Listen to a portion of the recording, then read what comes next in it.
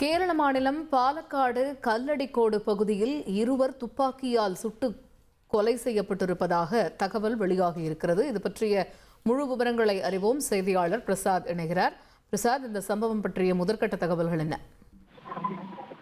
வணக்கம்.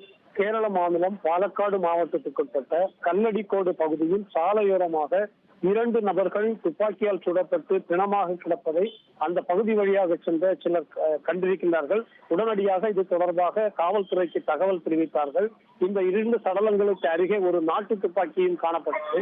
சம்பவத்தை அறிந்து விரைந்து சென்ற போலீசார் அந்த பகுதியில் விசாரணை மேற்கொண்ட போது அண்டை ஊரான மருதங்கோடு பகுதியைச் சேர்ந்த 43 வயதான தினு மற்றும் 26 வயதான நிதின் ஆகியோர் தான் அந்த உயிரிழந்தது தெரிய வந்தது.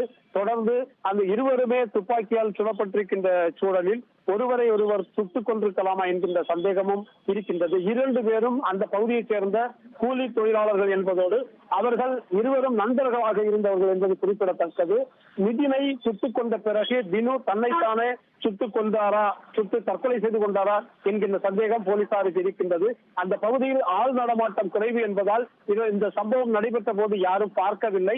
தொடர்ந்து இந்த நபர்களுடைய பின்னணி என்ன, நாட்டு துப்பாக்கி எப்படி அங்கு அவர்கள் கையில் வந்தது என்பது குறித்து போலீசார் தீவிரமாக விசாரணை மேற்கொண்டு வருகிறார்கள்.